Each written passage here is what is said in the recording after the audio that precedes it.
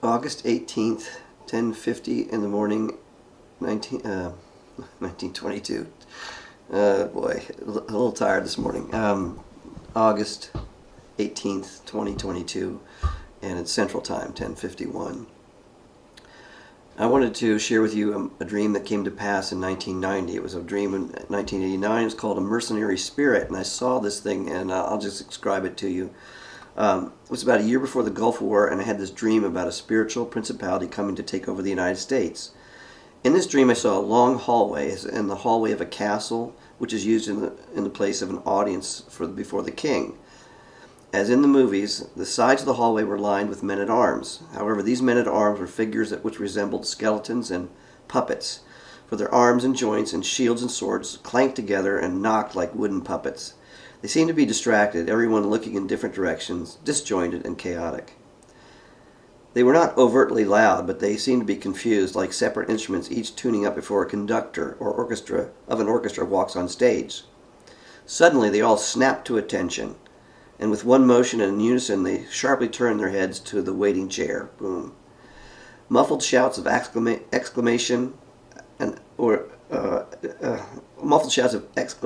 heard, as if saying to each other, and for everyone's benefit, they were all saying the same thing. He's here! He's here! The mercenary! He has come! And after I woke, the pressing nature of the dream and the vividness was so great that I immediately sought the Lord to explain it. And the interpretation of the dream was that the spirit of a mercenary has come to rule the United States. Because of his power and authority, he is able to bring order and unity to the chaos and the chaotic and sometimes disjointed forces of Satan to make them an effective weapon for battle.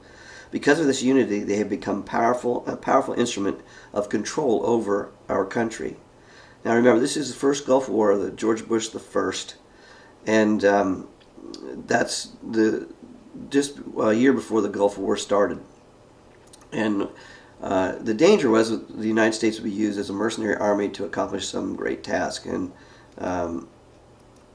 so now, one of the things that happened during that time, and what really upset me during the first Gulf War, is that the CIA or whoever it was did a Psy Ops on the United States, on the U.S. Christian community, and they started saying that Saddam Hussein was rebuilding Babylon. And if you know from any scriptures that's a trigger word for Christians, because Babylon the Great is the great whore of Babylon, and it says in the scriptures that Babylon will be decimated and never rebuilt, and to rebuild Babylon is to rebuild a demonic kingdom. And so basically they were manipulating the Christian population through the use of this threat, or spiritual gobbledygook. They were trying to get everybody on board with this war, and to me that was very suspect, and also extremely offensive that they would try and use Psyops to get Christians to endorse a military action, which may or may not have been justified. Saddam Hussein was a terrible person, I'm not saying that, but it's still evil to use Christian theology to try and manipulate Christian people. And I remember watching a documentary, and a woman who was an ambassador down there basically had told Saddam Hussein that we wouldn't do anything if he invaded Kuwait. In other words, they set him up for this. And no, that's, Now, what else I wrote after that was, not long after the dream, I began to see the effects of mercenary spirit in the use of our armies. We demanded pay from Europe and Japan for the use of our armies in the Gulf War, and we got it. And our armies are now more subject to the United Nations, and they become the de facto police force for the UN. We are, as it were, a hired gun for international business and international government. We are an army for hire. We will fight for pay, and we can support our military through taxes, but through the army's use, our army's use on behalf of other countries, our taxes are going to help us serve other countries. It's kind of an evil system. And we're sending our sons and our daughters and our brothers and friends off to die for maybe something that's not holy and just and true. Now, I wrote, in war, decoys are often used to confuse an adversary. Inflatable tanks, wooden cannons are set up, left exposed in fields so the air reconnaissance will think that a buildup and a threat to their army is greater than it really is. Even small excursions will be used as a feint to draw the enemy's strength to that area. If successful, that decoy maneuver will draw the enemy's attention to the wrong area, leaving them exposed for the real thrust of battle. In the U.S., we are all well aware of the spirit of Jezebel and Ahab that appears to rule the land. All Christian attention is being drawn to the obvious unholiness and wickedness and immorality of bad leadership. However, like a decoy, the Christian community may be marching headlong into a trap, playing right along with the spirit of the mercenary. Conservative Christians and patriots will be willing to bless unwittingly a move of great deception, as our sovereignty is slipping away through greater ties to the world community.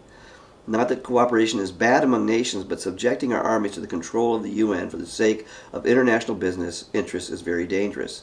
The reason is that we will serve not for the cause of righteousness, but for money.